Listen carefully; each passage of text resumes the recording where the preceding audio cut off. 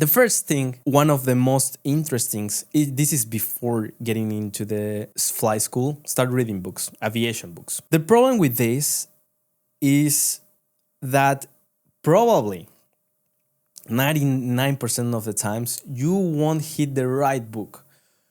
And even though you get the right book, you will forget most of the information. Let's be honest. What did you remember during your primary school? Can you tell me about 6 topics in detail what you used to study? It's really hard. It is really hard to know what you is gonna really matter. And here is not the more information the better. Of course not.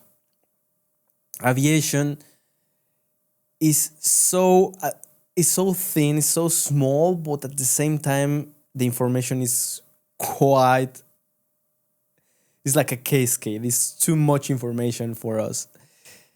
The thing here is to go in the present moment and to change a little bit the path, not to reading books. I will tell you what later on this video what you should do. The second mistake is not to buy a simulator. This is the key. The biggest key ever. I have my simulator and I'm active pilot working in Asia, and I still have my own flight simulator. Why people or pilots won't have one, right? Even for the student pilots, it's even more important to have the simulator. If you don't buy a simulator, eventually your flight path will be way more harder than other ones that already have a simulator. When I was a kid, I was pretty lucky. My father gave to me the Microsoft Flight Simulator 98, and since I was 8 years old, I started flying by trial and error. I didn't have YouTube. I didn't have no one to ask, so I just opened the Toshiba, the black Toshiba that my father had, turn on the simulator and crash it. Until one day I didn't crash it and I started to learn a little bit more. Oops, I crash it again and reset. That's the way. And this gave me way much more tools than the books. And believe me, I read more than 10 books in my life for aviation. Sometimes you cannot understand it because it's too technical, and at that moment you cannot ask anyone. Here, yes, you can ask, but again, for me it's more important that you have a simulator and start studying from there. Every airplane flies with the same laws, so it won't be a problem when you start going into the flight school. It won't be a problem when you start the airline. You need to develop this good habit. Inside of the simulator, the other big mistake is to try to fly the airplane as the real one. Simulator has a lot of advantage, but it also has a lot of disadvantage. If you want to pull the disadvantage to your training session, you will only waste time. For example, if you are flying the Cessna and you want every single detail to be as a real airplane, and trying to feel, you buy all the combos, all the software to try to feel as real as possible. If you want to become a professional pilot, you are wasting your time. Use the simulator as the tool that it is. It will help you to develop your flight skills. It won't be as a real life, but it will help you a lot through the path, through the career. Just don't waste time trying to feel that professional stuff, because anyways, you will learn it. And before you go into that training, it's okay if you do mistakes. It's okay if you are not flying as a real airplane. Actually, nobody will care, and it won't you won't be a better or worse pilot if you do the things like professional. But to do it professional, you always need to have a supervisor or someone that already got this experience. And it's very expensive and it's hard to find it. And if you find it and you have the money, okay, go for it. It will help you, absolutely, but it will waste a lot of money. Sorry, not waste. You will spend a lot of money. The other big mistake student pilots do is not studying about self care. Whoa, whoa, whoa. I know what you're thinking. Why I'm telling you this? When I was a student pilot, I completely believe that being the best pilot ever, he must fly the aircraft like God, and that's everything that he needs. And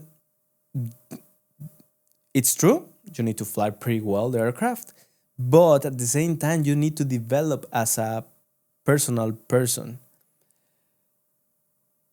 That reminds me, one pilot that I met, we just call him Pedro. Pedro, he was a pilot, he was pretty young. He was very successful in his flight path. He was doing every single step quite fast. He upgraded at the age of 23 years old. Can you imagine that? He was super young. Then he moved abroad.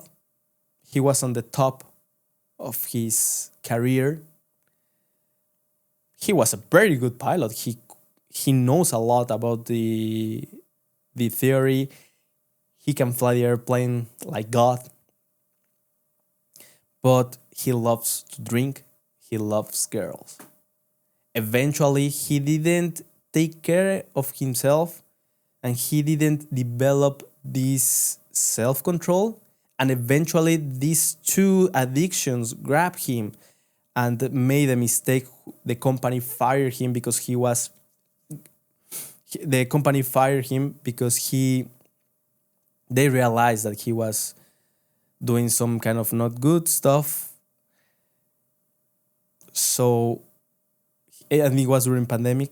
He stopped flying for, I think it was 2 years, a little bit more. Can you imagine that? Can you imagine that because he didn't self-care, he didn't study and try to develop his emotions and all this kind of stuff, he lost 2 big years in aviation. I'm telling you this because you need to focus also to be a good person and develop these skills like getting good sleep, of course knowing about the sleeping, to meditate, make a journal, all these kind of things that you already know and you already saw it in other videos on YouTube will help you eventually. I'm not telling you that you need to stop drinking for your whole life, but you need to know when to drink. You need to have the enough power to decide whether or not you will drink. This kind of things is pretty important. Again, there's a lot of pilots. You always see, for example, a fat pilot, which nothing wrong to be a fat, but we are pilots. We're supposed not to be fat. We're supposed to be healthy. We're supposed to be on our best shape to get the less risk inside the cockpit.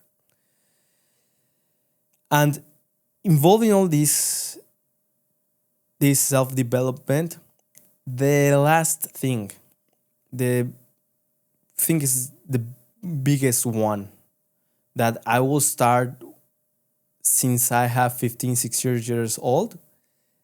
And there's a big mistake if a pilot doesn't do it, is to start therapy with a professional, of course. Yeah, it's not the same if you tell your stories to your friends because they are not doing as a professional way. Taking therapy has been one of the best things that could ever happen to me in my life, because I'm telling you this is because I did these mistakes before. I have some issues with my personal life. I still have it, some issues on my personal life, But now I'm trying to become one day better than the other one.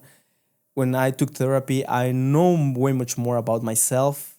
I was taking care more about the things that I feeling, the decisions that I made. And it can be very scary to face your reality, to face really what who you are. But believe me, that's something really important to succeed in life and to be very happy person. I'm in one of my best shapes ever in my life. I have the job that I want. I have the relationship that I always wanted. And it was not coincidence. It was because since I was 25, 24 years old, I started to taking therapy. I going through very big holes in my life, very hard steps. But I just embrace the pain and try to get as much information and as much experience as I could at that moment.